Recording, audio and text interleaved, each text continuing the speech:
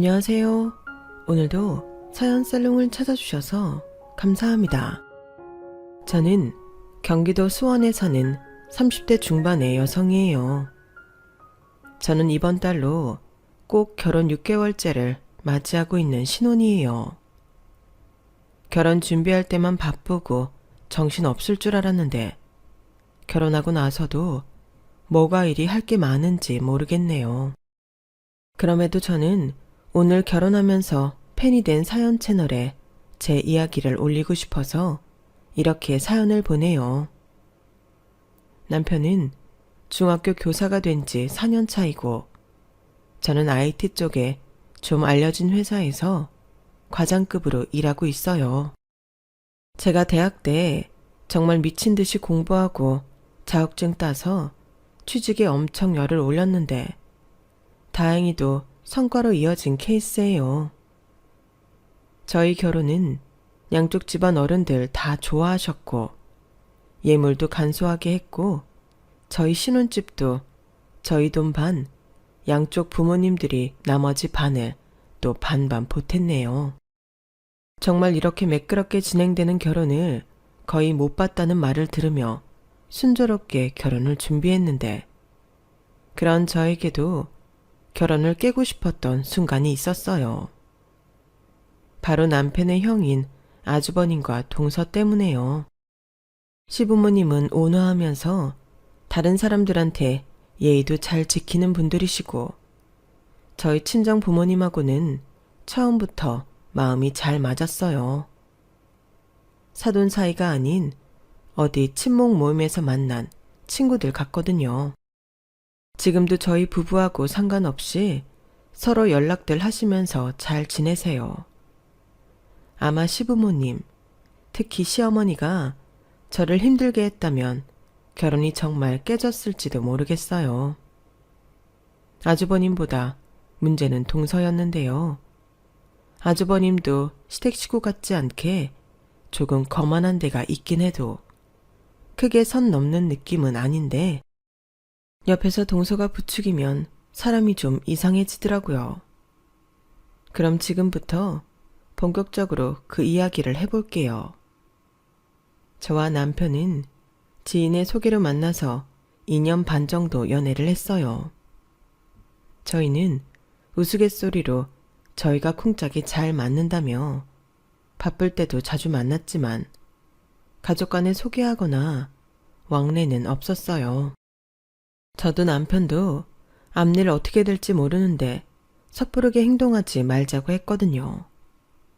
그것마저도 같은 마음이었기에 저희들은 참 좋았어요. 그러다 결국에는 저나 남편이나 헤어지지 않을 것 같아 결혼 이야기가 나왔고 그날 우연히 저녁을 먹으러 갔다가 길에서 시어머니를 만났거든요. 시어머니는 저를 처음 본 순간부터 그렇게 편하게 해주시더라고요. 저를 딱 한 번 봤을 뿐인데 얼른 결혼 날짜 잡자고 하셨대요. 성미야, 우리 엄마 난리다. 네가 정말 마음에 들었나 봐. 혼수고 예단이고 복잡하게 생각할 거 없이 빨리 하자고 하시네.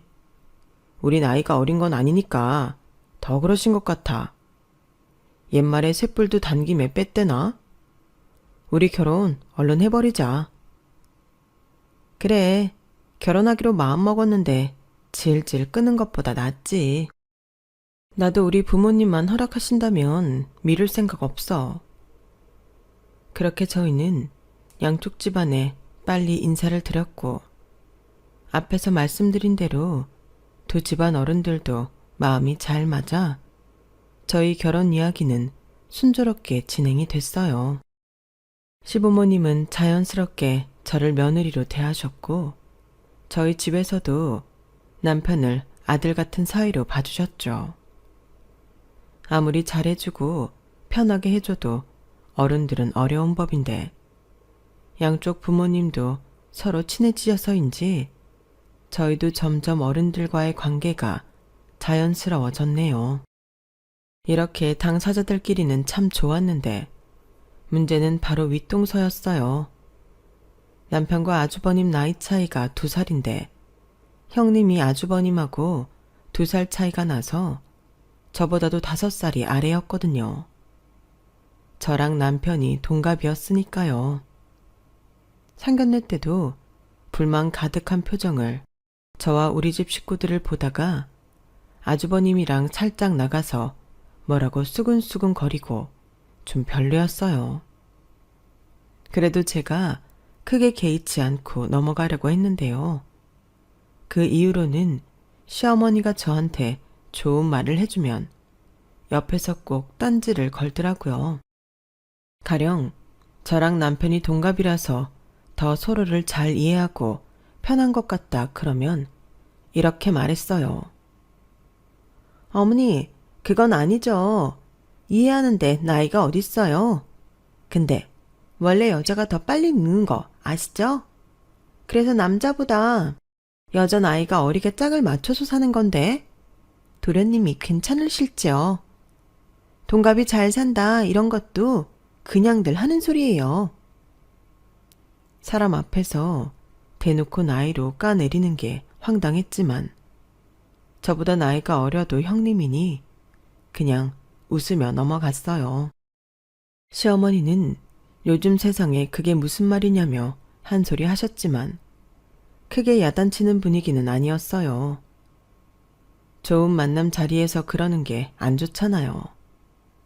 그 뒤로는 좀 자제하는가 싶었지만 은근하게 사람 깔아뭉개려는 게 느껴졌지만 저는 그런 기싸움을 좋아하지 않아 피해갔죠. 형님은 제가 나이도 더 많고 우리 부모님과 시부모님이 딱 봐도 너무 친근해 보이니 저를 확실히 자기 아래에 두고 싶었던 것 같아요. 형님이 자꾸 그러니 아주버님까지 덩달아 저를 보면 눈을 이상하게 뜨고 보더라고요. 그리고 제가 결혼하고 나니 형님이 제 길을 누리라고 하는 행동은 점점 노골적으로 드러났어요. 처음 본 순간부터 이렇게 아무 이유 없이 사람 싫어하는 티를 팍팍 내는 건 전에는 겪어본 적 없어서 황당하기만 했어요. 남편한테 말하자니 형제간에 사이 갈라놓는 것 같아 입이 안 떨어지더라고요.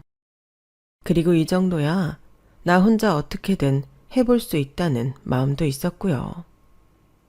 남편한테 들은 바로는 형님이 결혼 전에도 꽤 잘 사는 것처럼 말을 했는데 실은 되게 평범한 집안이었다고 했어요. 뭐라고 해야지?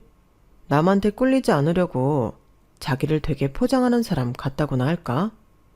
형수 집안도 평범한 중산층 같은데 자기 부모님도 좀 부끄러워하고 그러더라고. 엄마 아빠는 형수가 그러는 게 내심 못마땅하면서도 좀 안 됐다고 생각하시는 게 있으셔. 이건 얼마 전에 안 건데 형수가 학교 다닐 때 바이올린을 되게 배우고 싶어 했는데 집에서는 그런 클래식 음악 교육을 꾸준히 시킬 여건이 안 되니까 못하게 했나 봐. 그런 거에 좀 많이 맺혀 있는 것 같아. 저런 말도 한 번도 안 하더니만 이제는 나나 부모님이 편해졌나 봐. 자기 약해 보이는 말 절대 안 하거든. 형님은 무남 동녀인데다 뭐든 자기가 돋보여야 되는 성격이라 결혼할 때 형님 부모님도 그런 걱정의 말을 했었다네요. 형님은 부모님이 자기 이상한 사람 만들었다고 되게 싫어했고요. 아주버님과는 골프 모임에서 만난다는데 형님이 굉장히 적극적이었나 봐요. 아주버님이 좀 얄팍한 데가 있어서 남이 좀 띄워주고 좋은 말 해주면 홀딱 넘어가는 면이 있더라고요. 시부모님은 자식들 짝에 대해 이렇다 저렇다 말씀하시는 분들이 아니라 어쨌든 우리 자식이라며 품어주셨다고 해요. 그런 거 보면 제가 정말 시부모님을 잘 만난 것 같아요. 남편한테 그런 말들을 들어서였는지 형님이 제 앞에서 쓸데없는 잘난 척이나 저를 깎아내리는 말을 해도 웬만하면 그러려니 넘어가게 되더군요. 어쨌든 저는 어려운 동서를 만났구나 싶었는데 그래도 시부모님이 힘들지 않은 게 어디냐 하며 좋게 생각했어요. 형님은 처음 저를 봤을 때부터 무조건 반말을 했어요. 아주버님 부부와 저희 커플이 결혼 전 만났었거든요. 둘이 결혼한다면서요? 도련님? 김성미라고 했죠? 성미씨, 내가 말 놔도 괜찮지? 결혼하면 내가 윗사람인데 지금부터 내가 말 놓는 거에 익숙해지는 게 좋지 않겠어? 나한테도 형님이라고 해. 호칭도 입에 붙어야 자연스럽게 나오는 거야. 그러니까 형님이라고 해. 네, 결혼 전부터 익혀두는 것도 나쁘지 않죠. 잘 부탁드려요, 형님. 부탁이라니, 원래 아랫사람은 윗사람 말에 따르는 거야. 부탁 이런 건 가족 사이에 할 말은 아니지. 내가 하는 말만 잘 들으면 동서는 아무 문제 없어.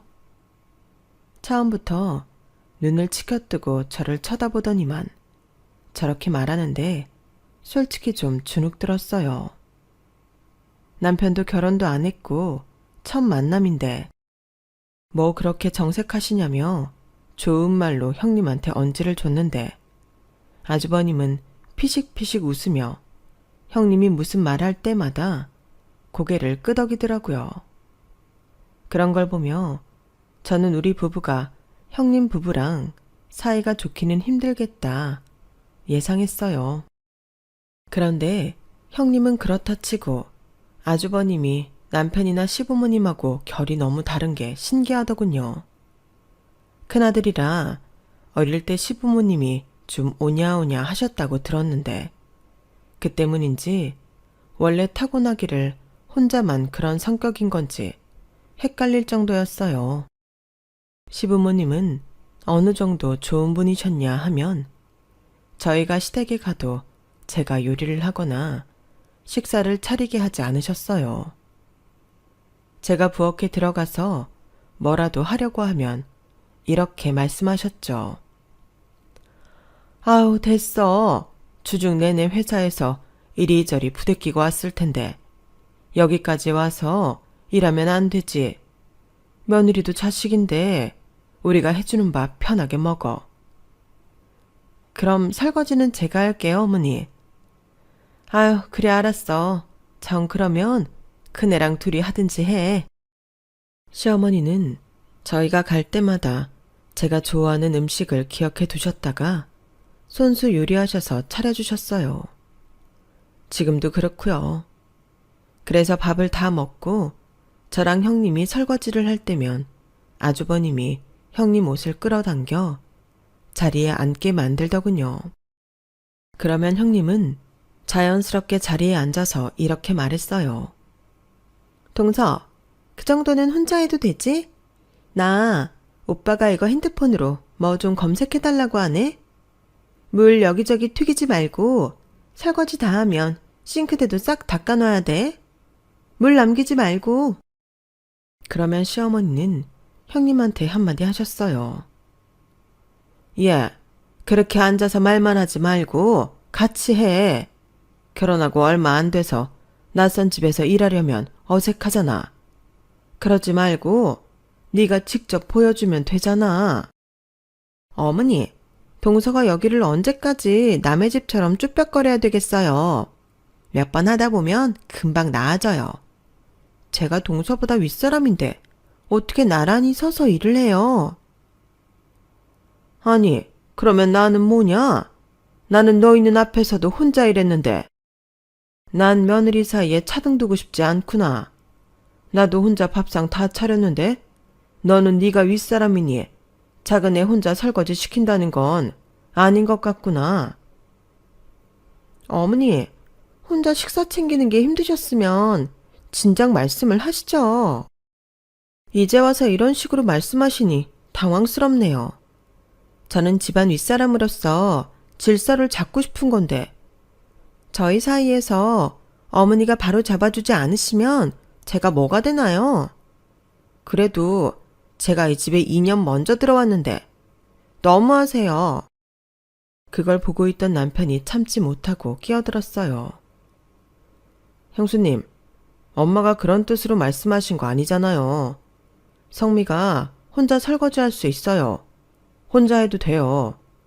근데 엄마한테 혼자 식사 마련하는 게 어땠다는 둥 그런 말은 좀 선 넘은 것 같네요.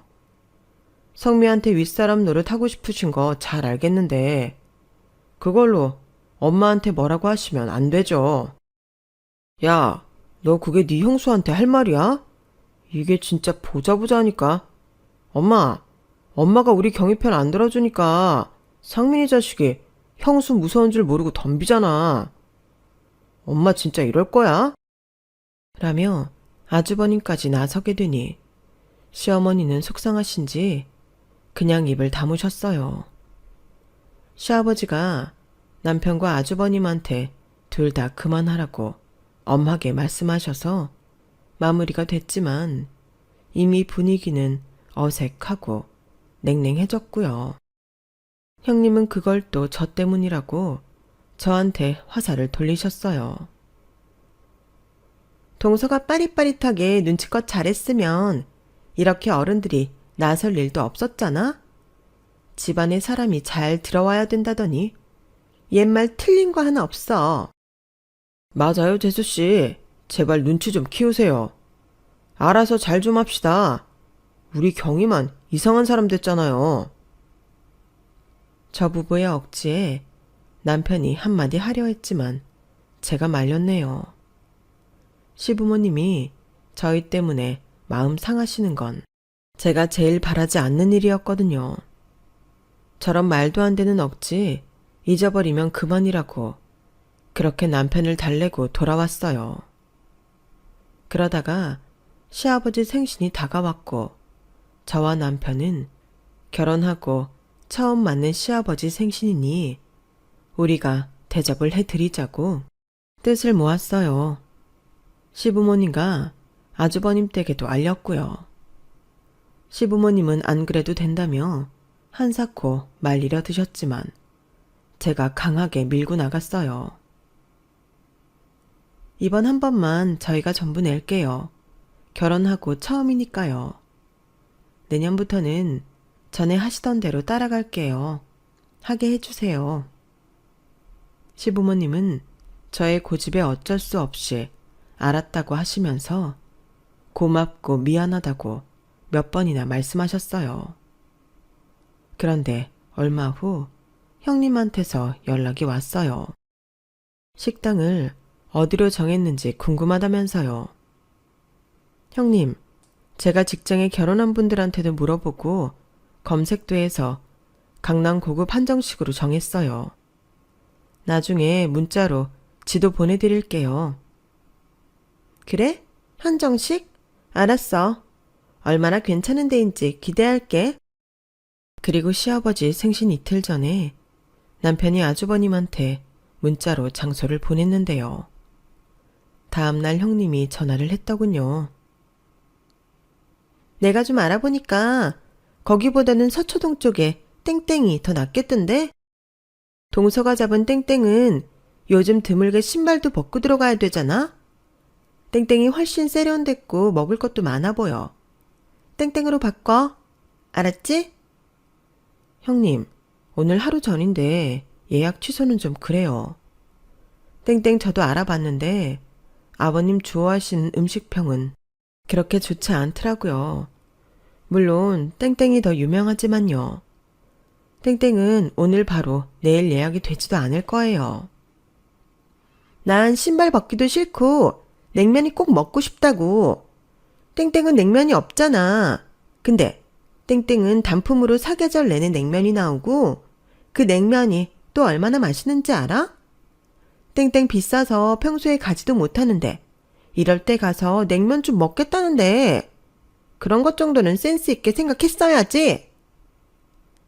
죄송한데요, 형님. 이건 형님 생일 아니고 아버님 생신이고요. 제가 형님에 대해 얼마나 한다고 형님 식성을 알겠어요. 센스라뇨. 서로 알지도 못하는 부분까지 알아내는 게 센스인가요? 물론 형님 생일이라면 아주버님한테 물어볼 수도 있겠지만 아버님 생신이니 아버님한테 맞춰야죠. 아무리 아버님 생신이라지만 온 가족 취향을 더 맞췄어야지. 무슨 일을 그렇게 해?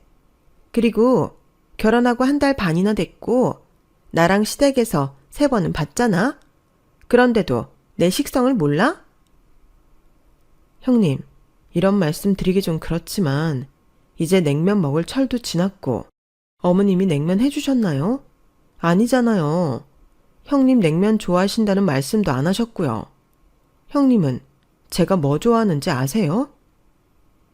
그제야 형님은 입을 다물고는 다음부터는 자기한테 꼭 상의하라며 아주 으름장을 놓더라고요. 이쯤 되니 저도 점점 형님을 참아주는데 한계가 오기 시작했어요. 말도 안 되는 소리를 해도 적당히 해야 들어주든 말든 하죠. 이러기 전에도 되도 않는 소리를 해대면서 자기 위신 내세운 게 한두 번이 아니었거든요.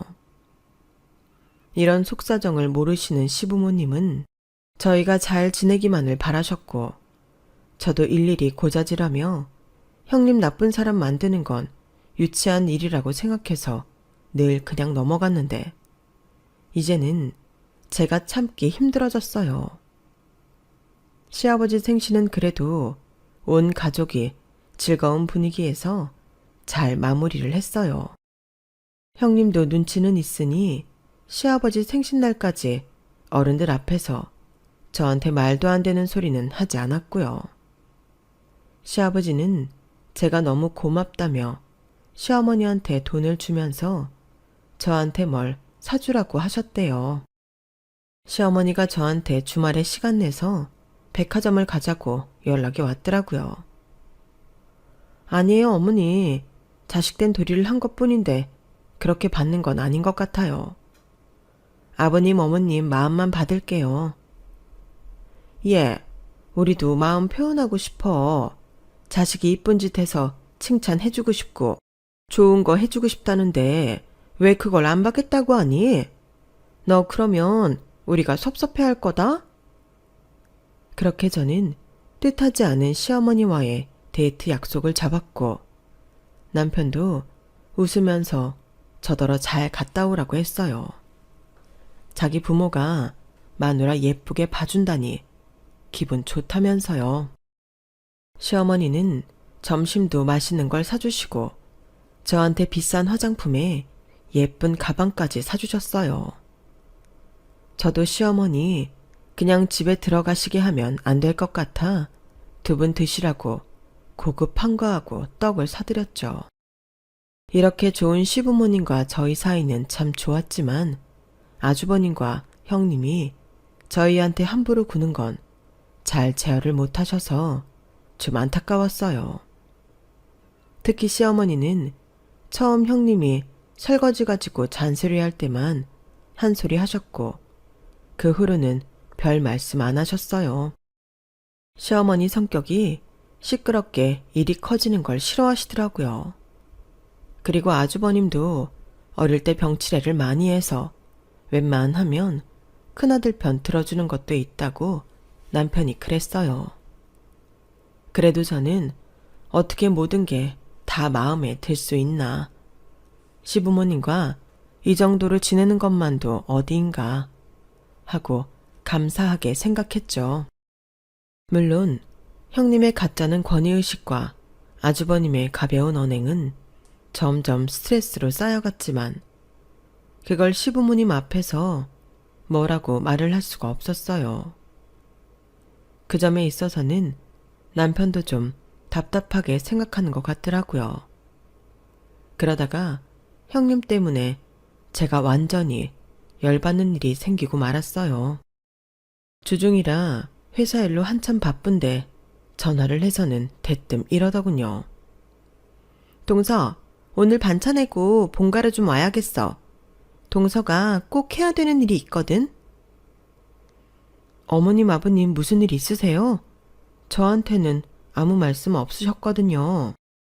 그러니까 내가 이렇게 말하잖아. 잔소리 그만하고 얼른 튀어와. 저는 마지막 말에 완전 기분이 상하더군요. 어머님 아버님이 아무 말씀 없으셨는데 제가 갈 이유를 모르겠네요. 뭐 때문인지 알려주시지도 않는데 말이죠. 안 그래도 회사 바빠요. 잘 나가는 회사 좀 다닌다고 되게 유세다. 동서 그거 알아? 동서는 그게 나빠. 아주 아닌 척하면서 속으로 사람 깔보고 자기 좋은 회사 다닌다고 목에 힘주는 거. 아니, 그 회사는 동서 아니면 안 돌아간대? 동서가 그렇게 중요한 사람이야. 동서는 정씨 집안 며느리야.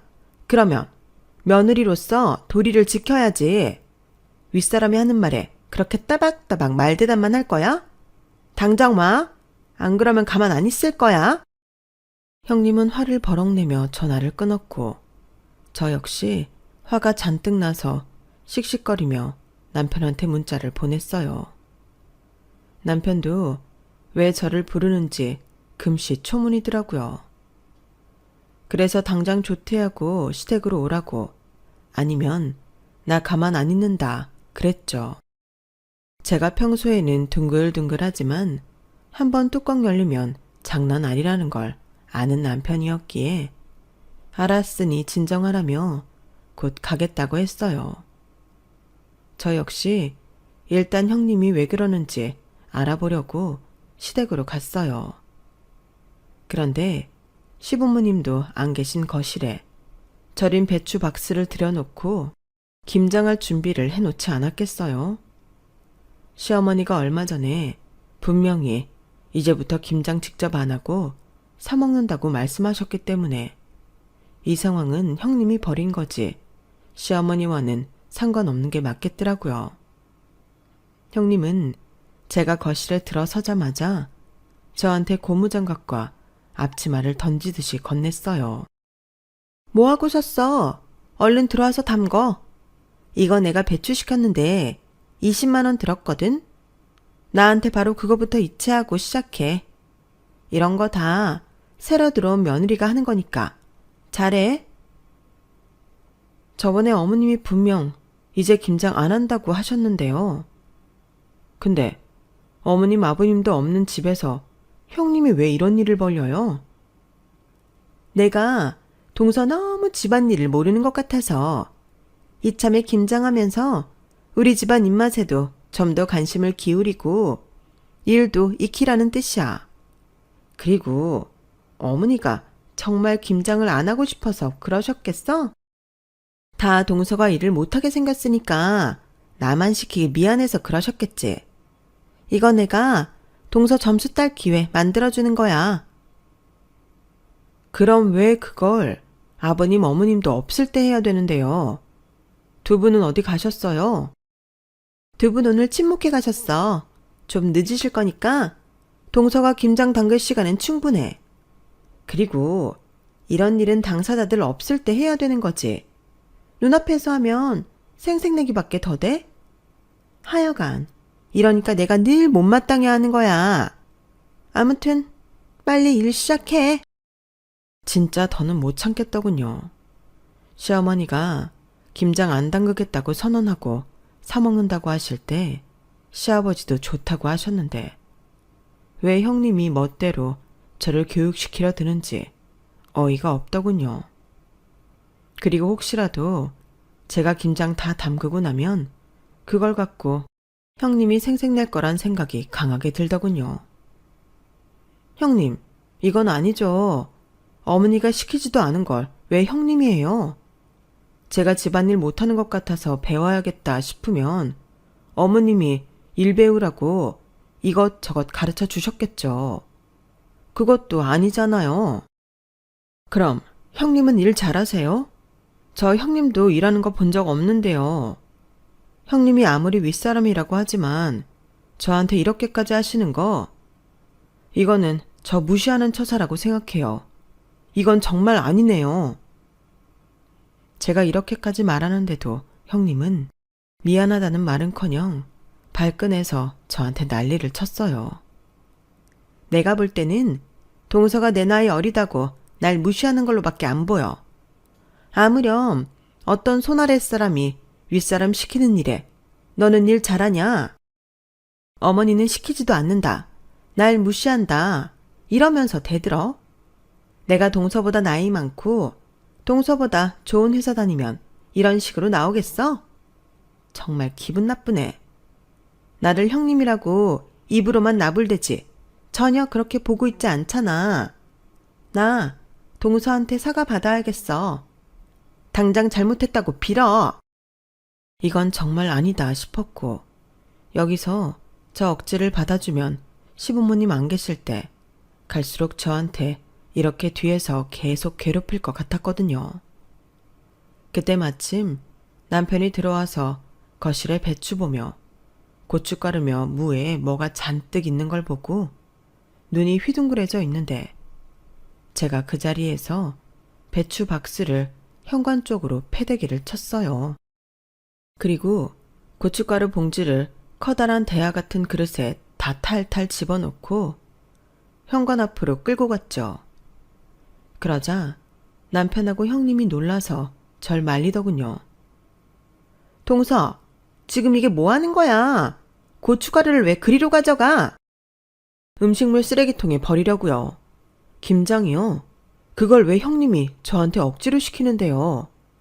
형님, 이거 제가 다 담그면 어머니한테 뭐라고 하실 건데요? 형님이 했다고 하겠죠? 그리고 배춧값도 저한테 보내라고요? 제가 왜요?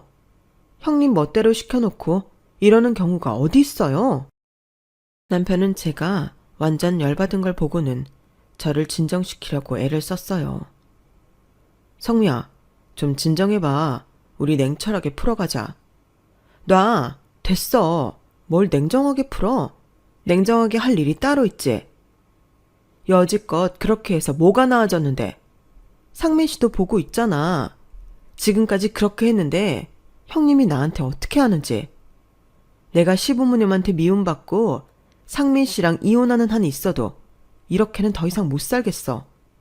미친 듯이 바빠 죽겠는데. 사람 불러다 놓고 시댁에서 시키지도 않은 일을 당장 해내라고? 내가 무슨 조선시대 구박받는 며느리야? 저는 고춧가루와 무니, 가시니 하는 재료들도 현관 절인 배추 위로 집어 던졌어요. 형님은 그때까지 한 번도 본 적 없는 제 모습을 보고는 놀라서 아무 말도 못했고 남편은 아주버님한테 전화를 하더군요. 당장 와서 이 일을 수습하자는 거였어요. 그런데 그때 현관문 열리는 소리가 나더니 시부모님이 들어오셨어요. 형님은 생각보다 너무 일찍 오신 시부모님을 보고 놀라서 어떻게 해야 좋을지 모르는 게 눈에 보이더군요.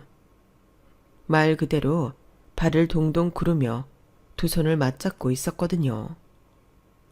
시부모님은 잠시 놀라서 아수라장이 된 거실과 현관을 보셨어요. 그리고 시어머니가 먼저 입을 떼셨죠. 아니, 이게 다 뭐냐? 어떻게 된 거야? 우리 김장 안 한다고 했잖아. 근데 이 김장 재료들 다 뭐야? 왜 이렇게 아무렇게나 현관에 던져놨어? 그네, 이거 어떻게 된 건지 말 좀 해봐. 저는 형님과 남편이 말을 하기 전에 먼저 나섰어요. 제가 말씀드릴게요. 회사가 오늘 이런저런 일 터져서 바쁜데 형님이 당장 튀어오라며 전화를 하셨더라고요. 그래서 와보니까 이렇게 돼 있었어요. 저한테 김장 담그라고요. 일을 너무 못하니 저를 가르치겠다네요. 근데 어머님 지금 말씀하신 대로 저번에 김장 안 한다고 하셨잖아요. 제가 윗사람 말도 안 듣고 집안 사람들 입맛도 모르니 좀 배워야 된다네요. 그러면서 배추 시킨 돈까지 저보고 전부 계좌이체 시키래요. 어머님, 아버님, 이게 맞다고 보세요? 아무리 윗사람이라고 해도 제가 계속 이런 식으로 당해야 하나요? 저는 이거 바로 잡아주지 않으시면 못 살 것 같습니다. 아니, 상민 씨랑 헤어지지는 않아도 여기는 편하게 못 올 것 같아요. 형님 이런 식으로 어머님, 아버님 안 보는 곳에서 저 많이 힘들게 했거든요. 지금까지 가만히 있었던 건 집안 시끄럽게 하고 싶지 않았고 저 나름대로 형님이 윗사람이니 참았던 건데요. 저한테 자기 나이가 어른이 무시한다며 실제로는 형님이 저를 무시하는 처사는 더 못 참을 것 같아요. 그 말에 시어머니 시아버지가 표정이 변하며 형님을 바라봤어요. 지금 작은 애가 한 말이 사실이냐? 그네 말해봐. 아니에요 어머니. 제가 어디 동서 괴롭히려고 했겠어요. 저는 정말 좋은 뜻에서 하려고 했던 건데. 제 마음은 몰라주고 이렇게 저를 모함하니 저야말로 억울합니다. 아 그래요? 형님 억울하세요? 그럼 이거 들어볼까요? 저는 회사에서 형님이 저한테 전화로 했던 내용을 들려줬어요. 제가 통화 녹음 기능을 사용하고 있어서 모든 통화가 자동 녹음되거든요. 이것 말고 다른 때 저한테 하셨던 말들도 재생해 볼까요? 동서, 정말 사람이 이런 식으로 비열할 줄 몰랐네. 어떻게 이래? 라며 또다시 형님이 적반하장으로 나오는데 갑자기 시아버지가 버럭 소리를 지르셨어요. 듣기 싫다. 그네 너 이게 뭐하는 짓이야? 지금까지 이런 식으로 우리 안 보는 데서 둘째 괴롭히고 이게 윗사람이 할 짓이야? 네, 너한테 정말 실망했다. 한 번도 큰 소리를 내지 않으시던 시아버지가 화를 내자 다들 얼어붙어서 찍소리도 하지 못했어요. 화가 잔뜩 난 저 역시 마찬가지였죠. 내가 가만히 있었던 건 집안이 화목하길 바라서였지. 이런 식으로 네 멋대로 굴라고 가만히 있었던 거 아니다. 당신도 이제 상호 감싸는 거 그만하고 할 말은 해. 상호 이제 더 이상 어린애도 아니고 다 큰 성인이야. 당신이 걔한테 무르게 구니 상민이보다도 어린애 같잖아. 시아버지가 시어머니한테까지 큰 소리치자 시어머니는 속상한 표정으로 형님을 나무라셨어요. 너도 참 너다. 내가 김장하지 말자고 한 건 고모님네가 김치 사업을 시작해서 자리 잡으려고 한다길래 김치도 사 먹고 홍보도 해주려고 했던 거야. 넌 왜 어른들 속도 모르고 이런 일을 벌이는 거니? 그것도 회사에서 일하느라 힘든 둘째한테 할 말 못한 말 다 하면서. 너 진짜 이렇게 나를 실망시킬 줄 몰랐다. 시어머니의 단호한 말에 형님이 하얗게 질려 서 있는데 마침 아주버님이 들어왔어요. 아무것도 모르는 아주버님은 형님이 시어머니한테 꾸중 듣는 것 같이 보이자 무조건 소리를 치더군요. 엄마 뭐야? 또 경희한테만 뭐라고 그런 거지? 진짜 이러지 말지. 엄마가 재수씨 앞에서 경희를 축혀 세워줘야 얘들도 보고 함부로 못하지. 넌 조용히 해. 누가 누구한테 함부로 하고 있는데 알지도 못하면서 나서. 너도 앞으로 둘째네한테 시시껄렁하게 굴지 마. 이게 다 커서도 오냐오냐 해주니까 지 마누라 단속 하나 못하고 집안 분란만 일으키고 말이야. 니네만 잘하면 우리 집 시끄러울 거 뭐 있어. 처음부터 괜히 애들한테 꼬투리 잡고 기선제압하려 들고. 내가 그걸 몰라서 여태껏 가만히 있었는지 알아? 니들이 알아서 어른스럽게 잘해주길 바랐던 거야. 근데 이렇게 엄마 기대를 쳐버리고 네 아빠한테 혼나게 만들어? 누가 여기 와서 우리 없을 때 김장하랬어? 난 내 살림 누가 건드리는 거 싫어. 니들 힘드니까 안 시키기도 하지만 나도 내 나름대로 규칙이 있어서 다른 사람 만지는 게 싫은 거야. 그게 설령 며느리라도 마찬가지야. 너는 네 마누라 이런 사고 치는 거 알았으면 네 마누라 말리고 그러지 말라고 했어야지.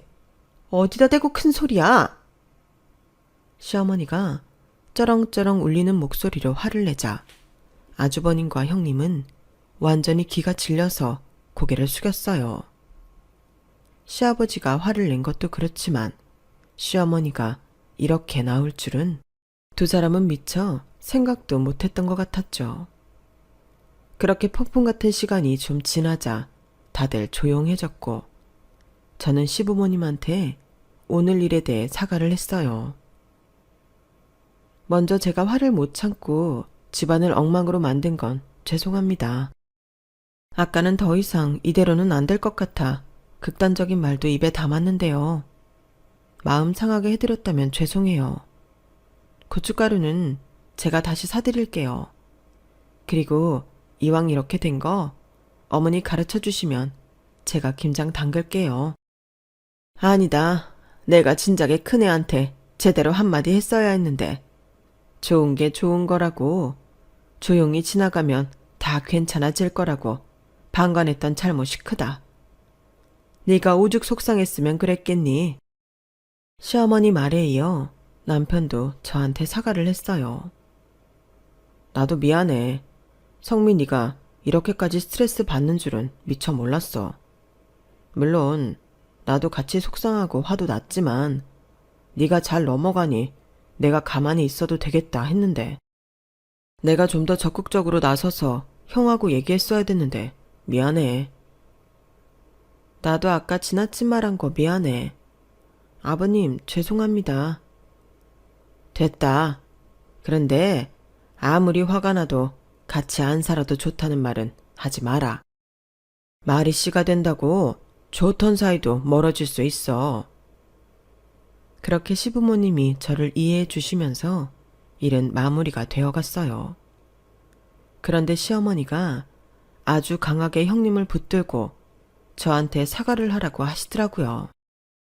전 같으면 볼 수 없는 시어머니 모습에 단단히 결심하셨구나 하는 생각이 들었어요. 그네 너 작은 애한테 제대로 사과해. 아니면 나 너 안 부를 거야? 이게 뭐니? 너 이러는 거 작은 애한테 열등감 있는 걸로밖에 안 보여. 그러니까 자격지심이나 자존심 이런 말 듣기 싫으면 어른스럽게 먼저 미안하다고 사과해. 어서? 어머니, 왜 저한테만 그러세요? 저는 정말 잘해보려고. 듣기 싫어. 상대방 모욕하는 게 잘해보려는 거냐? 얼른 사과 안 해. 시어머니가 물러서지 않자 형님은 어쩔 수 없이 제 앞에 와서 입술을 꽉 깨물며 떨더라고요. 그러더니 내키지 않는 말을 겨우겨우 내뱉었어요. 내가 오늘은 좀 심한 것 같기도 하고. 같기도 해? 그게 사과냐? 근데 너 진짜 이럴 거야? 아니에요, 어머니. 미안해, 동서. 그렇게 겨우겨우 사과를 한 형님은 못 참겠다는 듯 먼저 집을 나가버렸고 아주버님도 저한테 어색하게 사과를 한 후에 형님을 쫓아나갔어요. 그 후에 시어머니가 제 손을 잡고 말씀하셨어요. 아까도 말했지만 이게 다 내 불찰이다. 미안해. 아니에요. 저도 이렇게 엉망으로 만들어 죄송해요. 그 후 저와 남편은 현관부터 거실까지 싹 다 정리를 하고 치우고는 집으로 돌아왔어요. 그 이후 형님은 풀이 죽어서 저한테 함부로 굴지 않네요. 전처럼 아무 때나 전화하지도 않고요. 그렇게 한바탕 난리를 친 이후부터 아주버님도 저와 남편의 눈치를 보고 있고요. 저랑 남편은 아주버님과 형님 태도를 모르는 척하고 있어요. 그동안 당한 게 있어서 좀 눈치 보게 만들려고요. 그 이후 시어머니는 형님하고 아주버님한테도 단호한 모습을 보이시면서 저희 부부하고의 사이에 경계선을 제대로 만들어주고 계세요. 저 역시 둘째 며느리로서 시부모님께 제 할 도리 다 하려고 노력하고 있고요. 제가 잘해야 저희 부모님도 욕먹지 않잖아요. 아무튼 저는 형님이 저를 전보다 많이 어려워하는 걸 느끼며 지내고 있네요. 형님의 말도 안 되는 트집이 없으니 살 것 같긴 해요. 그래도 앞으로 잘 지낼 수 있을지 걱정되기는 하네요. 시부모님이 형제들끼리 사이 좋기를 바라시는데 언제까지고 서먹하게 지낼 수는 없고요. 언젠가는 서로 자연스럽게 가까워질 날이 있지 않을까? 그런 기대를 조심스럽게 해보고 있어요. 제 이야기는 여기까지예요. 끝까지 들어주신 분들 모두 감사드리고요. 언제나 행복하시고 좋은 일만 가득하시길 제가 빌어드릴게요. 그럼 좋은 하루 되세요. 여러분, 사연 댓글에 응원과 현명한 조언 부탁드려요. 좋아요와 구독은 저에게 큰 힘이 됩니다. 오늘도 좋은 일 가득하세요.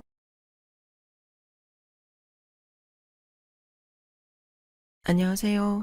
오늘도 사연 살롱을 찾아주셔서 감사합니다. 불과 일주일 전 저는 핑크빛 결혼 생활만을 꿈꾸던 예비 신부였어요. 날 공주 대접해주던 부유한 집안 자제이자 능력 있는 남친은 백마탄 왕자님의 실사판이었죠.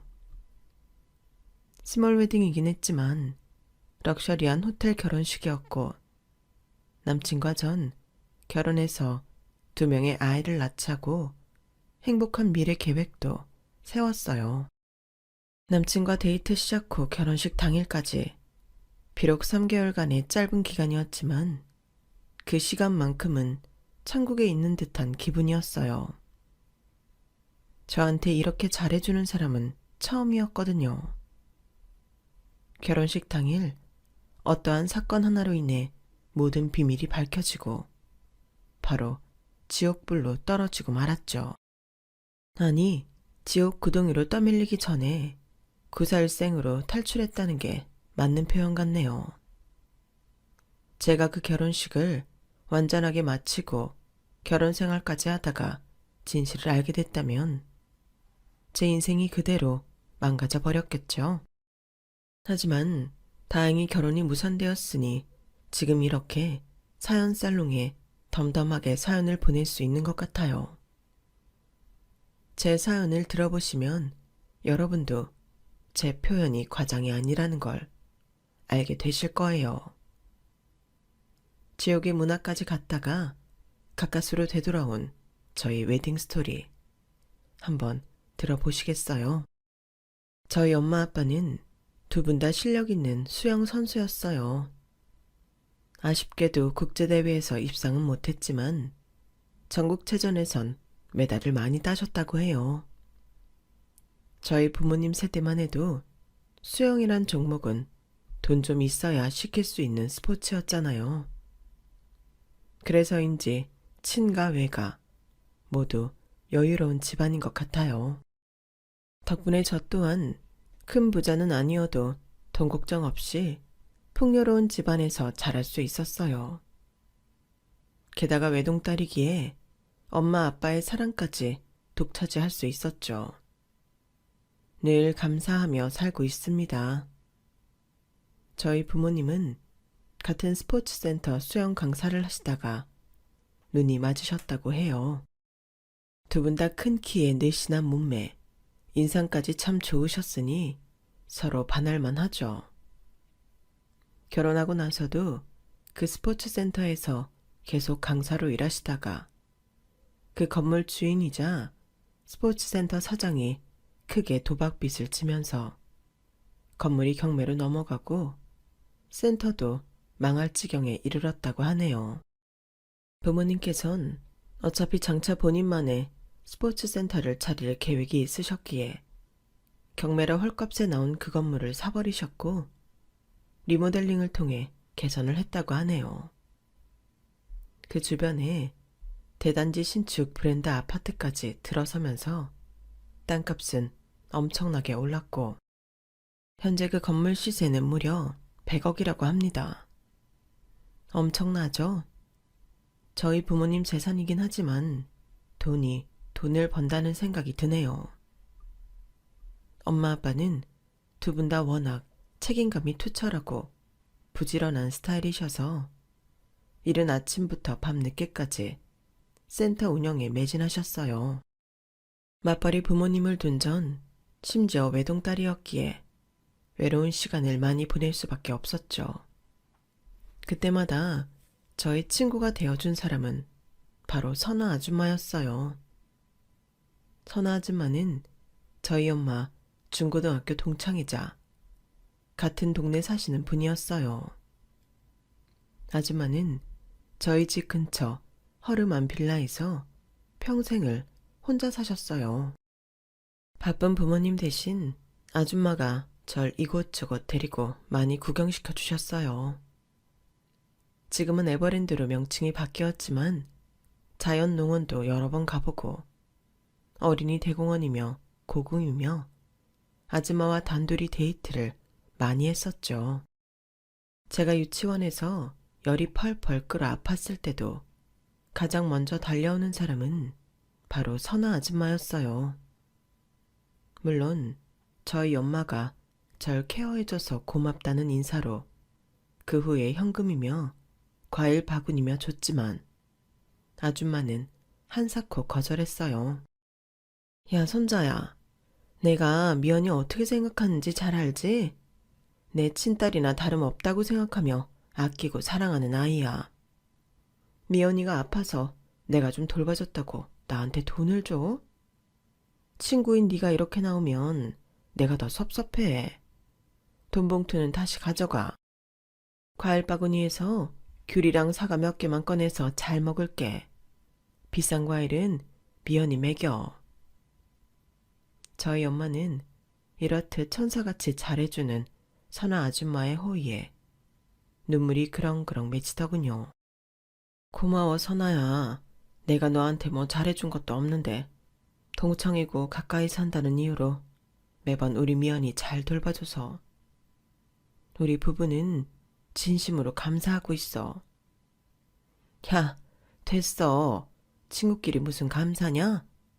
너랑 너희 엄마가 나 중고등학교 때 밥 해 먹여주고 소풍날 도시락까지 싸주고 얼마나 잘해줬니? 그뿐이야. 우리 수학여행 가서 계곡물에 빠져 죽을 뻔한 나를 네가 뛰어들어 구해줬잖아. 넌 내 생명의 은인이야. 너와 네 가족들을 위해서 내가 못할 게 뭐가 있겠니?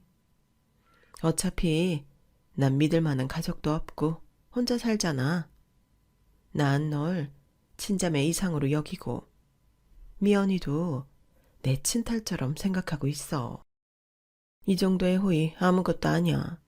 우린 가족이나 다름없잖니. 난 네가 웃고 있어도 네 얼굴만 보면 너무 슬퍼. 이렇게 천사같이 착한 친구가 왜 외롭게 혼자 살아야 하는지. 네 인생은 평생 그토록 힘들었어야 했는지 정말. 엄마가 수영선수였기에 계곡물에 빠진 선아 아줌마를 구해줬던 일화는 익히들어 알고 있었어요. 그런데 선아 아줌마가 왜 평생 혼자 살았는지 그 이유는 나중에 성인이 돼서야 들을 수 있었죠. 아줌마는 얼굴도 그렇게 예쁜데 왜 혼자 살아요? 동네 혼자 사는 아저씨들한테 인기도 많은 것 같은데 왜 결혼 안 했어요? 미연이 눈에 아줌마가 이뻐 보여? 그래봤자 아줌마지 뭘. 미연이가 이제 다 컸으니 아줌마 옛날 얘기 해줄까? 내 인생을 네가 이해할 수 있을지 모르겠지만 해주세요, 아줌마. 우린 서로 비밀이 없는 사이잖아요. 그래. 우리 집은 도시 빈민층이었지. 정말 찢어지게 가난했어. 그 와중에 병을 얻은 부모님은 두 분 다 일찍 돌아가셨지. 오빠 한 명 있는데 워낙 폭력적이고 권위적이라 별로 상종하고 싶지 않았어. 게다가 또 사기는 얼마나 잘 치고 다니는지. 지금까지도 감방을 들락거리며 살고 있지. 인간 말종이라고 할 수 있어. 아들 하나 낳고 정착해서 산다고 하는데 세연이라는 사람도 똑같이 사기치고 다니는 사람이라 정내미가 뚝 떨어져. 가족이 아주 범죄자 집단이더구나. 목구멍이 포도청이라고 밥은 먹고 살아야 하니 중학교 때부터 아줌마는 일을 해야 했어. 고 하나 다름없었으니까. 그땐 입주 가정부가 참 많았어. 부잣집 파녀로 들어가서 쑥씩 해결하고 월급도 받는 거지. 집도 절도 없는 나에겐 딱이었지. 게다가 낮에 학교도 다닐 수 있게 해준다는 말에 한 부잣집 하녀로 들어가 일을 했어. 그러다가 그 집 망나니 아들한테 몹쓸 짓을 당하고 임신을 하게 됐어. 당연히 그 집안에서 난리가 났고 난 고등학교를 다 졸업하기도 전에 아이를 출산하게 됐지. 그 집안은 미국에서 크게 사업을 했었는데 마침 온 가족이 이민을 계획하고 있던 터라 내가 낳은 아이까지 뺏어서 나 몰래 이민을 가버리더구나. 졸지에 갓난아기를 뺏기고 길거리로 나앉은 난 미쳐버릴 지경이었지. 그때도 내 마음을 다잡을 수 있게 도와준 사람이 바로 네 엄마야. 네 엄마는 내가 힘들 때 항상 옆에서 큰 버팀목이 되어줬어. 본인이 모아놓은 용돈 쥐어주고 제대로 된 일자리까지 알아봐줘서 아줌마가 다시금 정신 차리고 살 수 있었던 거야. 네 엄마는 계곡물에서만 날 구해준 게 아니고 그때도 날 살려줬어. 그래서 난 네 엄마한테 평생 잘할 수밖에 없어. 눈물 나네요, 아줌마. 이렇게 싱그럽고 예쁜 선아 아줌마가 그런 모진 일을 겪다니. 그래도 다시 새 출발할 수 있잖아요. 아줌마, 좋은 사람 만나게 되면 잘 만나고 결혼도 하면 좋지 않을까요? 아니야. 이미 사람과 세상에 대한 신뢰를 다 잃었어. 어린 나이에 아기도 낳아봤고 잠깐이지만 모성애도 가져봤으니 난 이걸로 만족해. 그 아기를 다시 찾을 생각은 안 했어요, 아줌마. 너무 보고 싶을 거 아니에요. 왜 안 했겠어? 그놈의 돈이 문제지. 돈만 주면 미국에서 그 아이를 찾아서 연락할 수 있게 해준다고 하던 사람도 있었어. 그 사람 말만 믿고 비서로 일하며 모은 돈을 다 갖다 바쳤는데 그 사람도 사기꾼이었지. 내 돈만 날름 가져가고 연락이 끊겨버리더구나. 이렇게 세상에 또 한 번 배신당하고 난 마음의 문을 완전히 닫아버렸어, 미연아. 너도 항상 사람을 조심해야 해. 이제 성인이 되어 연애도 할 텐데. 자나 깨나 남자 조심이야. 알았지? 한편의 비극적인 영화와도 같던 선아 아줌마의 인생 이야기를 듣고 너무 슬펐어요. 세상은 착하게만 살면 호구되는 건가 싶기도 했죠. 그때쯤 전 서울에 있는 한 대학에 스포츠학과로 진학한 상태였어요. 졸업 후엔 아쉽게도 수영선수 할 실력은 안 돼요. 부모님 센터에서 수영 강사로 일하게 되었죠. 그게 엄마의 바람이기도 했고요. 미연아, 어차피 넌 하나밖에 없는 외동딸이니 네가 이 센터를 물려받아서 잘 운영해야 해. 일단 수영 강사부터 시작해서 전반적인 경영을 익히도록 해라. 네가 요즘 트렌드를 잘 익혀서 뭐든 자꾸 신식으로 바꾸도록 해봐. 엄마 아빠도 이제 나이가 들어서 젊은 사람들 취향에 맞추기가 어려워. 그렇게 수영 강사로 일하며 스포츠센터의 종합적인 운영을 배우고 있던 어느 날 수영 강습을 마치고 나오는데 남자 수강생 한 명이 절 쫓아오며 묻더군요. 강사님, 저 부분 환불을 좀 받고 싶은데 강사님께 문의드리면 될까요? 아, 제가 센터 사장님 딸이라 직접 해드릴 수 있어요. 왜요? 강습이 마음에 안 드셨나요? 아, 강사님께서 여기 스포츠센터 주인분 딸이었어요. 부모님께서 이 건물도 소유하고 계시다고 알고 있는데, 맞죠? 아, 네. 디테일한 것까지 잘 아시네요. 부모님께서 이 건물 소유주, 맞아요. 아, 그렇군요.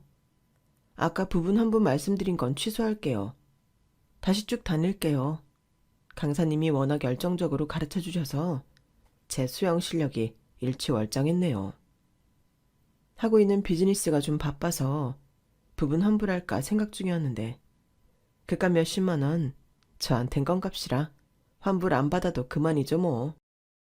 아, 그러시겠어요? 네, 그럼 다음 수업 때 뵐게요. 안녕히 가세요. 아, 잠시만요.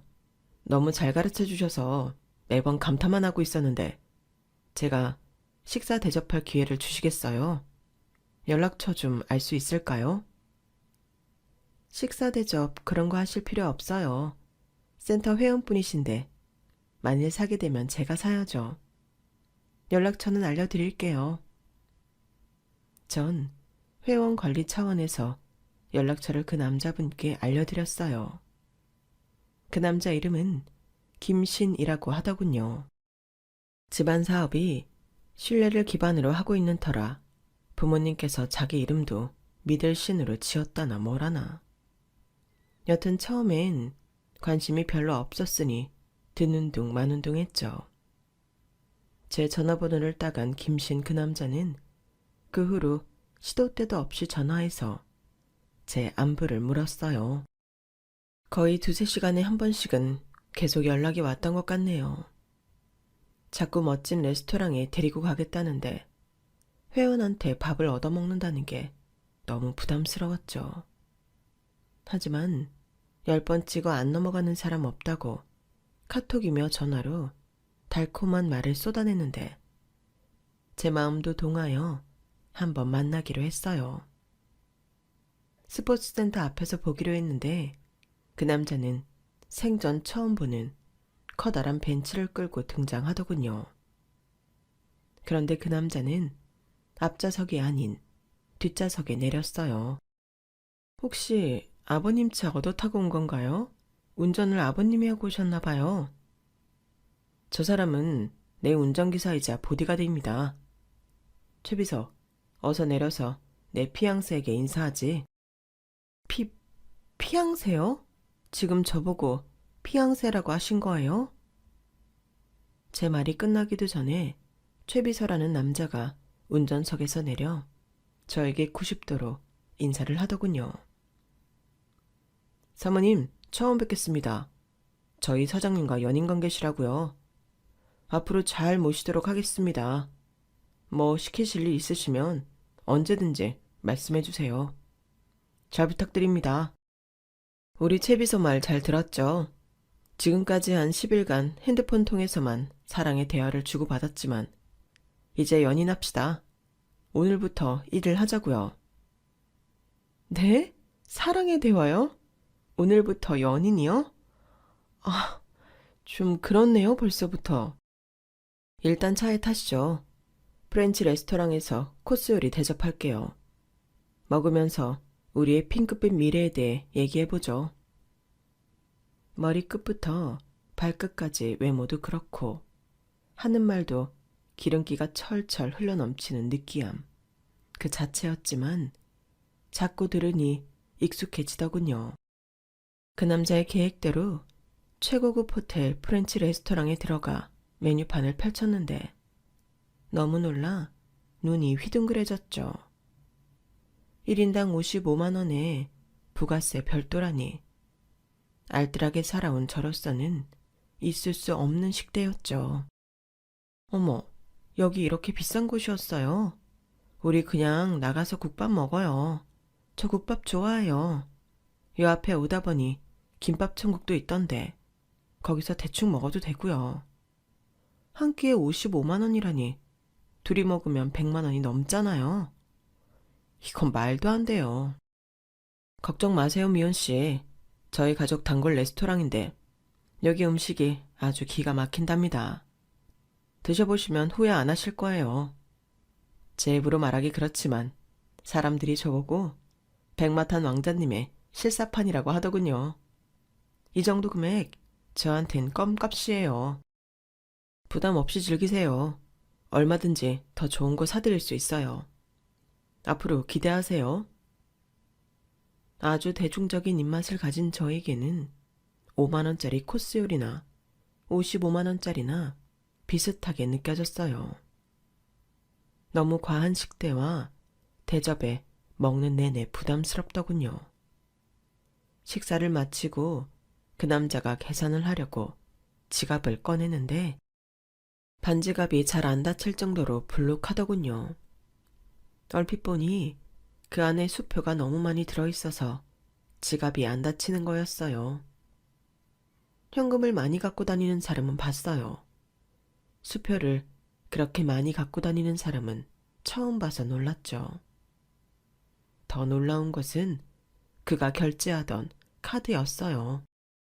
그건 아무나 발급해주지 않는다는 블랙카드였어요. 인터넷 사진으로만 봤는데 실물 카드를 보긴 처음이었죠. 제 블랙카드 한번 구경해 보실래요? 이거 조건 까다로운 거 아시죠? 뭐 저희 가족이야 백화점에서 연 7억 이상씩 쓰고 자산이 1,000억이 넘으니 쉽게 발급되더군요. 저와 같은 세상의 사람이 아닌 것 같았어요. 그게 좋게 여겨지기보단 그 남자에게 너무 이질감이 느껴지더군요.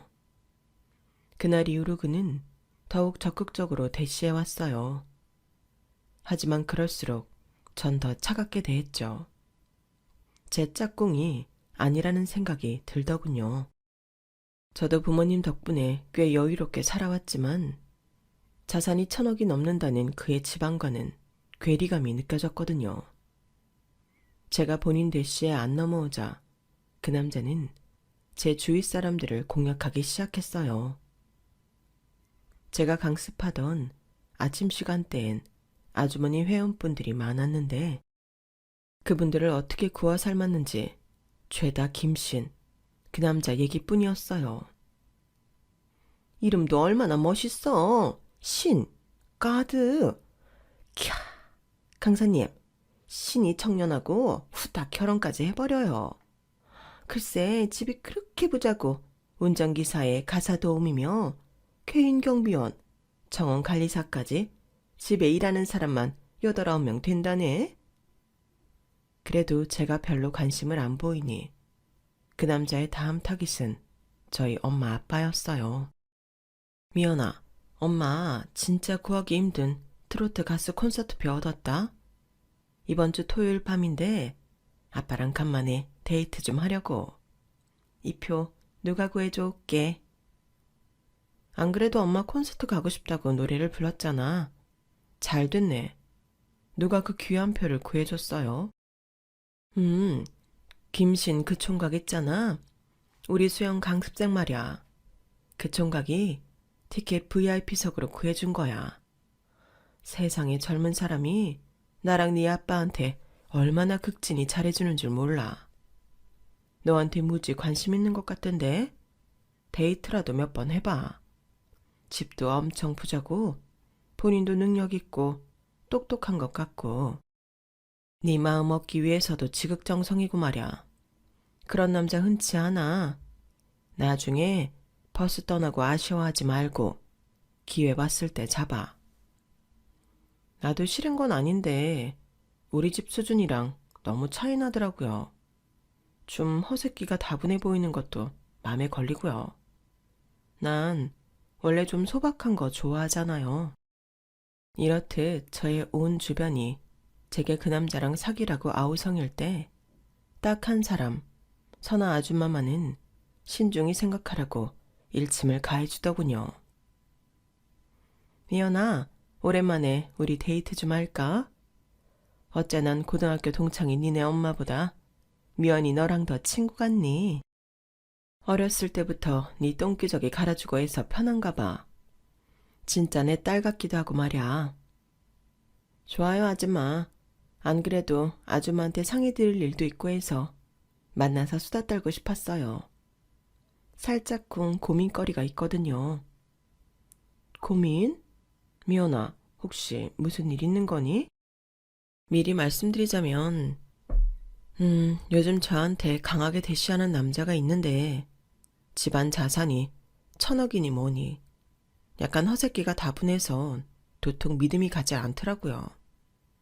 근데 그 남자는 벌써 결혼까지 염두에 두고 저랑 사귀고 싶어 하고요.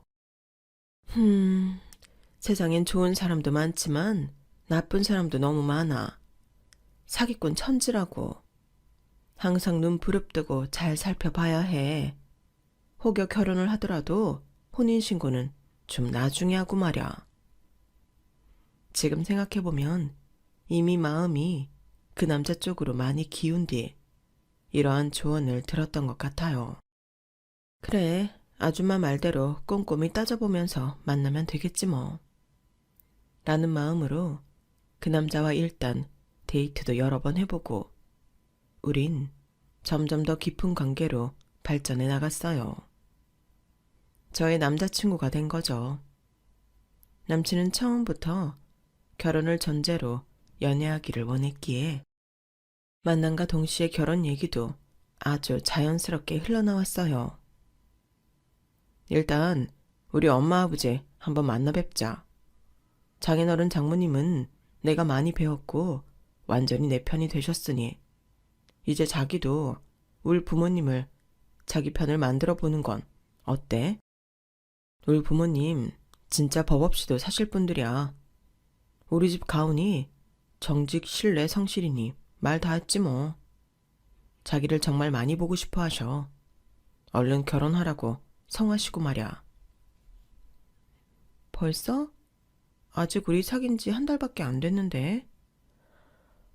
좀 떨리는데 자수성가 하신 분들이라며.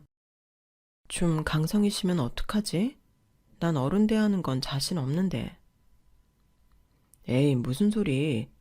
부와 명예를 다 갖춘 분들인 만큼 교양과 예절이 몸에 배어 있으신 분들이야. 나이 드신 분들이 영어는 또 얼마나 잘하시는지. 자기 보면 엄청 좋아하실 거야. 자기도 100억 건물주의 외동딸이니 빠질 조건도 없지 뭐. 제 명의 재산도 아니고 부모님 건물 갖고 의시될 수도 없는 노릇이었고 긴장이 되는 건 사실이었죠. 어쨌든 약속을 잡았고 떨리는 마음으로 인사를 드렸어요. 안녕하십니까, 어머님 아버님. 정미연이라고 합니다. 신희 씨와 만난 지 한 달 정도 되었어요. 그전엔 수영 강습생과 강사로 알긴 했었고요.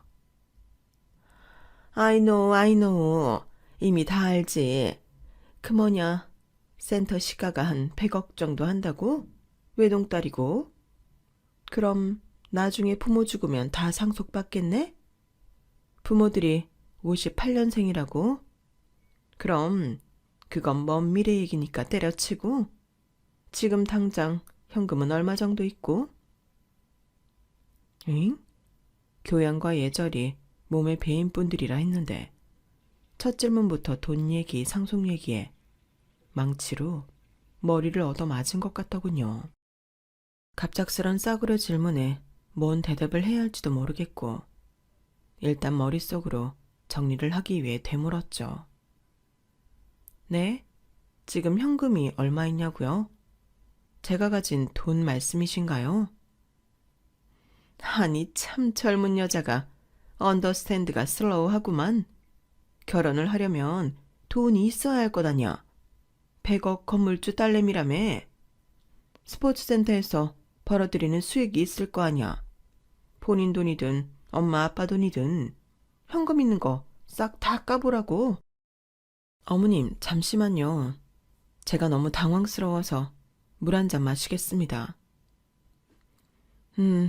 일단 전 수영 강습해서 벌어놓은 돈이 6천만 원 정도는 있습니다. 아직 신희 씨와 진짜 결혼을 할지 안 할지는 모르겠지만 소박하게 신혼살림 사는 데는 전혀 문제 없을 것 같아요. 신혼집은 부끄럽지만 부모님 도움을 좀 받아야 할 것 같은데 부모님이 모아놓으신 돈이 얼마나 있으신지는 잘 모르겠네요. 근데 그것까지 어머님 아버님께 다 말씀드려야 하나요? 초면에 돈 얘기를 먼저 많이 꺼내시니 상당히 당황스럽네요. 에이, 자기야. 우리 부모님이랑 우리 집안이 워낙 돈이 넘쳐나서 그래. 돈으로만 굴러가는 집안이라 늘 자본 흐름에 관심이 많으시지. 부모님과 내가 크게 투자회사 하고 있잖아. 이 정도 규모의 금융업을 가족이 영위한다는 건 쉽지 않은 일이야. 자본주의 시대에 돈 얘기하는 게 뭐 어때서 그래?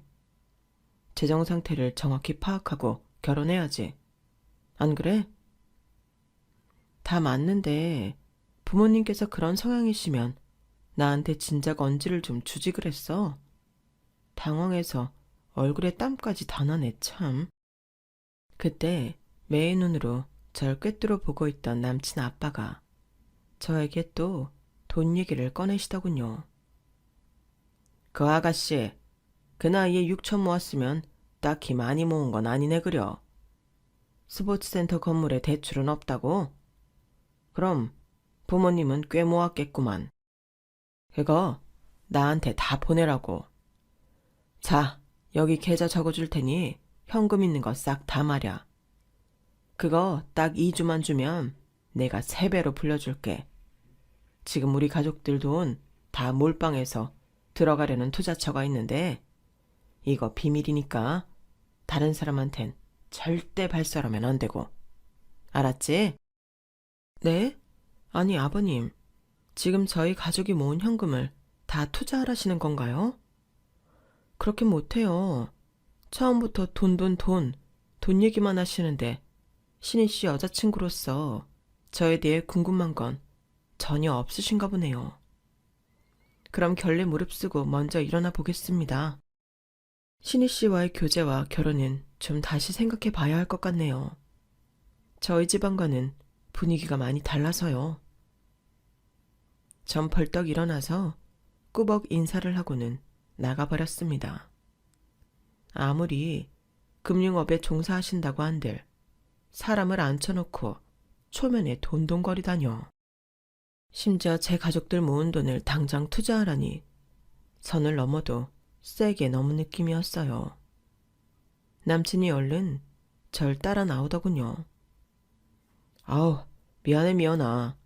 우리 엄마 아빠가 현재 운용하는 자산만 한 1조 되고 평생을 금융투자업에 종사하시다 보니 너무 돈 얘기만 하셨네. 중간에서 내가 조절 못해서 미안해. 너무 언짢게 생각하지 마. 언짢은 걸 넘어서 너무 이질감 느껴져. 우리 안 맞아. 처음부터 그렇게 생각했어. 지금이라도 서로 각자 맞는 사람 만나는 게 좋을 것 같아. 헤어지자. 헤어져? 어떻게 그런 말을 그렇게 쉽게 내뱉는 거야? 내가 미연이 맘을 이 정도라도 얻기 위해 얼마나 많은 심혈을 기울였는지 몰라서 그래? 다 미연이를 끔찍이도 아끼고 사랑해서 그런 거야. 아마 앞으로도 나만큼 미연이한테 희생해줄 사람 만나기 어려울 거야. 난 미연이와 결혼해서 평생 헌신하며 살 거야. 날 믿어줘.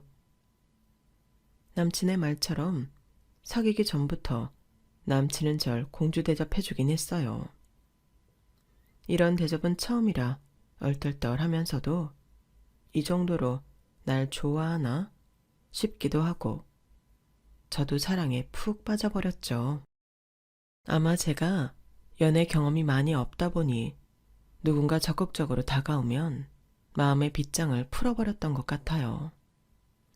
그게 다 저에 대한 사랑이라고 믿었던 거죠.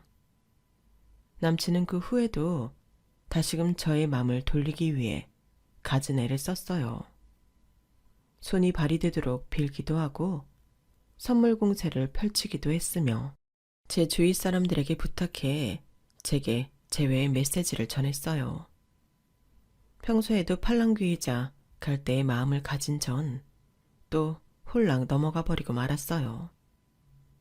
남친이 자기 부모님을 저로부터 철저히 차단해준다는 말을 굳게 믿었거든요. 저와 다소 성향이 안 맞는 남친의 부모님만 아니라면 제게 지극정성인 이런 남친을 마다할 이유는 딱히 없었거든요. 그렇게 우리 커플은 다시 연애를 시작했고 정신 차려보니 어느새 결혼식 준비를 눈코 뜰 새 없이 하고 있었어요. 미연아, 이제 결혼식 짜잘한 준비들은 얼추 끝냈으니 제일 중요한 신혼집을 계약하자. 강남 한강뷰 36평. 괜찮지? 이 정도면 자기가 원하는 소박한 집 아냐? 평수도 그렇고 내가 봐둔 집이 있어. 이따 부동산에 연락해서 같이 집 구경 가보자. 아, 강남 한강뷰면 엄청나게 비싼 데 아냐? 몇십억은 할 텐데. 나도 집 살 때 반은 보태야 할 텐데. 우리 부모님께 손을 벌린다 해도 그 정도 금액은 너무 부담스러워. 한 32억 정도 하는 것 같던데. 자기는 딱 5억만 돼. 내가 27억 부담할게. 어때? 합리적이지? 어차피 맞벌이 할 거니까 공동 명의로 하자고. 오케이? 5억? 엄마 아빠한테 한번 말씀이나 드려볼게. 난 꼭 강남 아니어도 상관없어. 우리 부모님이 부담스러워 하시는 눈치면 우리 다른 동네도 알아보자. 5억이 부담스러우시다면 자기 앞으로 대출을 받아서 집값 내도 되고. 그래, 여튼 장인 장모님하고 상의해보고 알려줘. 내가 좀 더 부담하고 자기 금액은 조절 가능하니까. 신혼집에 5억이란 거금을 대달라고 부모님께 부탁드리기가 참 어렵더군요. 입이 떨어지질 않았죠. 엄마, 아빠, 저 남자친구가 신혼집 얘기를 꺼내더라고요. 강남 36평 한강뷰 아파트라며 본인이 27억 부담하겠다고. 저보고 한 5억 정도 부담하고 공동 명의로 하는 게 어떠냐고 하는데 제가 모은 돈이 몇천 뿐이라. 혹시 5억 정도 보태주실 수 있나요? 5억? 그럼 당연하지. 우리가 나중에 이 센터 증축하고 리모델링 하려고 모아놓은 돈이 좀 있어. 5억은 넘어. 이 돈 다 가져가도 좋아. 엄마 아빠의 하나뿐인 외동딸이 결혼하는데 그깟 5억 못 보태줘? 걱정하지 말아라. 어떻게 말 꺼내나 걱정했는데 진짜 감사해요, 아빠. 남친도 감사해야 할 거예요. 감사는 무슨. 엄마 아빠는 네가 예쁜 가정이라서 잘 살기만 하면 돼. 바라는 거 아무것도 없어. 아, 딱 한 가지 목돈을 정기예금으로 묶어놨는데 만기가 아마 네 결혼식 다음 날쯤일 거야. 신혼여행 갔다 오면 다 준비해 둘 테니 그때 줘도 되겠니? 아, 네, 그럼요. 신혼여행 기간이 일주일이나 되니 천천히 준비해 주세요. 어차피 평생 살 사람인데 신혼집 좀 늦게 계약하는 게 뭐 대수겠어요. 부모님께서 든든히 지원해 주신다니 한시름 놓이더군요. 남친 덕분에 강남 한강뷰 아파트에서 신혼생활을 시작할 생각을 하니 설레이기도 했고요. 결혼 준비를 하면서 모든 게 순탄히 흘러갔지만 마음속으론 예비 시부모님과 약간의 앙금이 남아있던 게 계속 걸렸어요.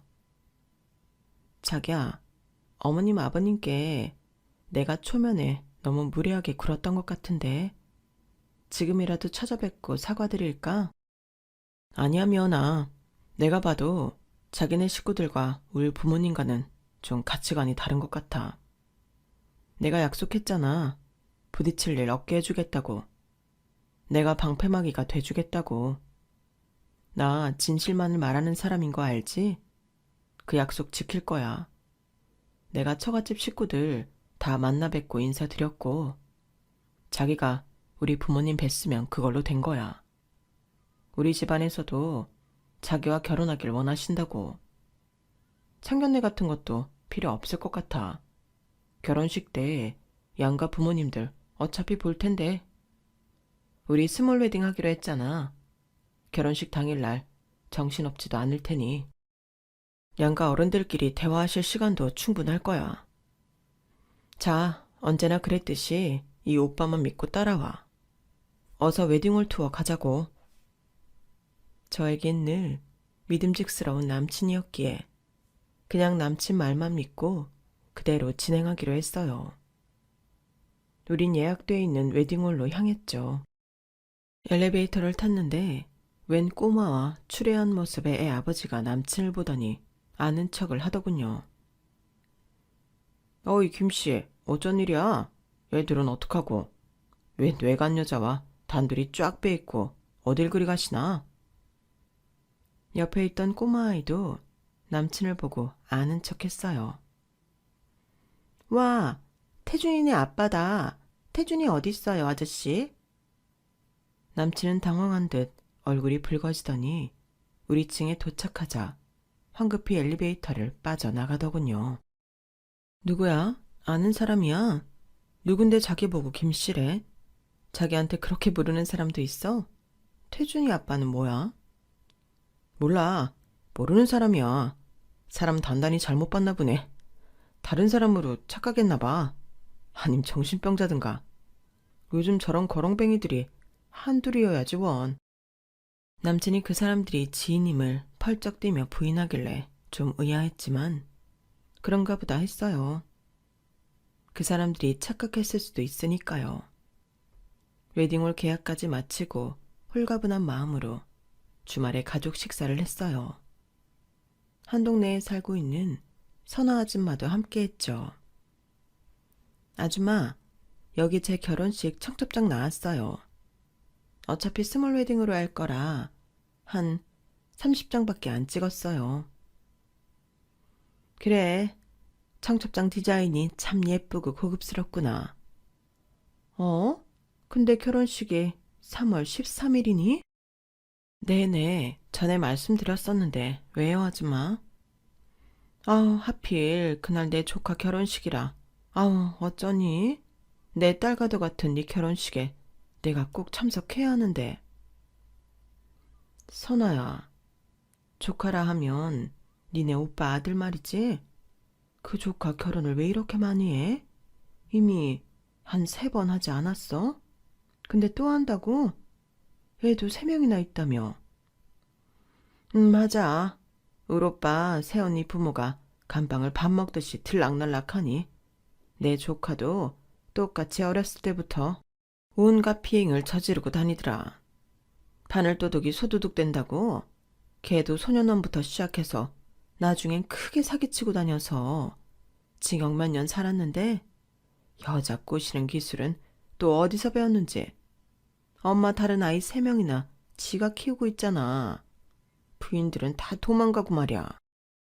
그럼 이번에 4번째 결혼을 하는 거야? 누가 될지 몰라도 그 여자 참 불쌍하다. 네 조카한테 할 말은 아니지만 결혼하면 또 여자 피 빨아먹고 사는 거 아니야? 아마 그럴 거야. 이제 고모인 나한테도 결혼 상대가 누군지도 안 보여주더라. 나도 그러려니 하고 있어. 별로 그쪽 집안과는 엮이고 싶지 않아서. 내 조카지만 이번 결혼식은 어디서 하는지도 정확히 몰라. 그날 당일 얼굴만 빼꼼히 비추고 돈 10만 원 축의금하고 와야지 뭐. 들렀다가 얼른 그쪽으로 갈게. 엄마 아빠와 선호 아줌마까지 우린 이런저런 얘기를 나누며 좋은 시간을 가졌어요. 내 친구와도 같은 선호 아줌마가 정시간에 내 결혼식에 못 온다는 게 조금 아쉬웠지만 어쩔 수 없는 노릇이었죠. 대망의 결혼식 당일 스몰 웨딩이고 주례도 없이 진행했기에 서로에게 편지 정도만 간단히 읽고 식은 빠르게 진행되었어요. 아무리 스몰 웨딩이라도 할 건 해야 한다며 어른들이 강력히 원하셔서 패백도 진행하게 되었죠. 무지무지 복잡하고 뻣뻣한 한복으로 갈아입고 패백실에 들어가 시댁 어른들을 마주하는 순간 전 깜짝 놀라고 말았어요. 제 눈앞에 조카 결혼식에 간다던 선호 아줌마가 시부모님들과 나란히 서 계시는 거예요. 어? 순간 아는 척을 하려는 절 보고는 선호 아줌마는 몰래 쉿이라는 손동작을 하시더군요. 그리고는 급하게 쪽지를 써서 사람들 모르게 제 손이 쥐어줬어요. 저도 몰래 뒤로 쪽지를 펼쳐보았는데 그 쪽지엔 여기서 당장 도망쳐야 한다 라고 쓰여져 있었죠. 전 너무 당황해서 그때부터 패닉 상태에 빠졌어요. 선아 아줌마가 적어준 메시지대로 이곳을 빠져나가기 위해 단단히 아픈 척을 하며 화장실에 가겠다고 나섰죠. 미연아, 갑자기 왜 그래? 어디 아파? 괜찮은 거야? 너무 어지러워서 일단 나 화장실 좀 가도 될까? 그래, 내가 좀 도와줄까? 여자 화장실에 한복 차림으로 들어갈 수 있겠어? 아니야, 자기야. 충분히 나 혼자 할 수 있어. 한 5분만 기다려줘.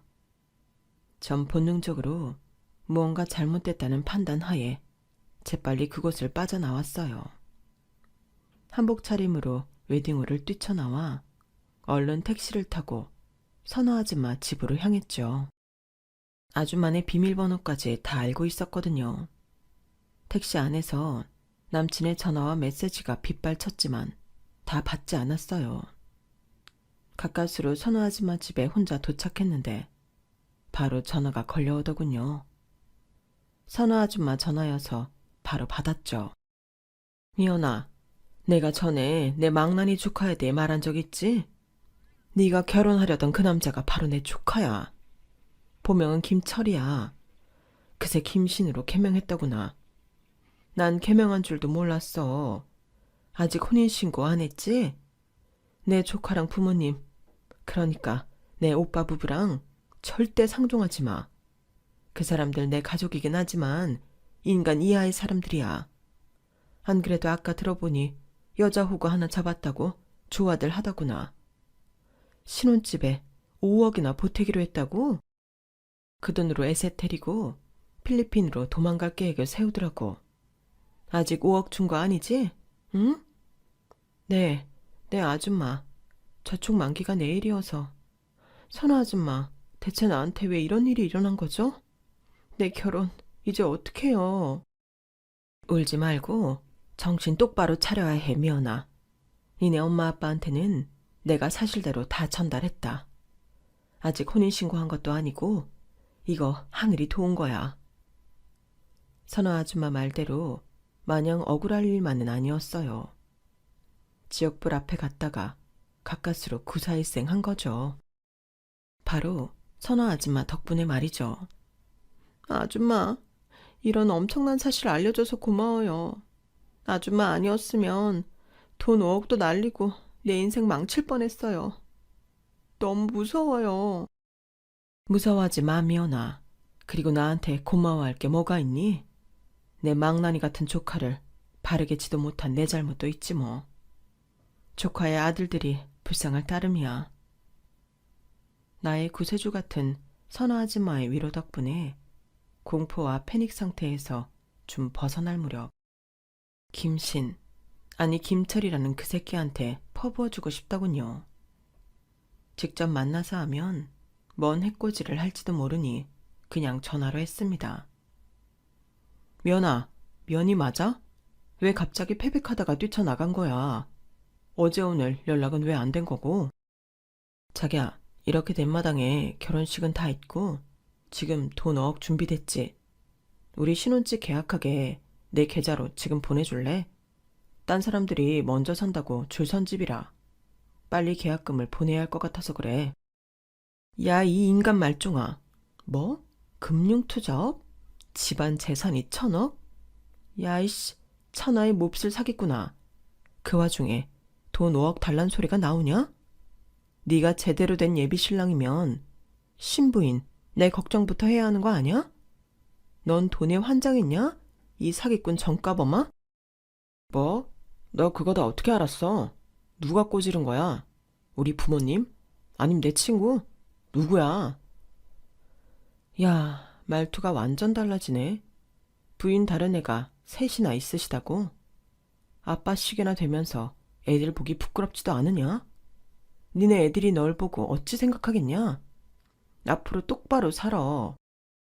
다시 한번 연락하면 그동안 금전 요구한 거나 혼인빙자한 자료 들고 경찰서에 바로 달려갈 거니까 그렇게 알아라. 앞으로 나와 내 가족들 눈에 띄지 말라고. 전 일방적으로 전화를 탁 끊어버렸어요. 퍼붓고 나니 속이 좀 후련해지더군요. 그날 저녁 엄마 아빠와 선우 아줌마까지 우리 넷이 모여 분노의 울음을 실컷 울고는 그놈에 대해 쿨하게 있기로 했어요. 전 선우 아줌마한테 평생에 걸쳐 은혜를 갚아야 할 것 같아요. 사연살롱을 애청하고 있을 선우 아줌마에게 다시 한번 감사의 인사를 드리고 싶네요. 똥구덩이로 떨어질 뻔한 못난 저를 구해준 아줌마, 다시 한번 감사드려요. 제 사연 들어주신 여러분, 감사합니다. 항상 꽃길만 걸으세요. 여러분, 사연 댓글에 응원과 현명한 조언 부탁드려요. 좋아요와 구독은 저에게 큰 힘이 됩니다. 오늘도 좋은 일 가득하세요.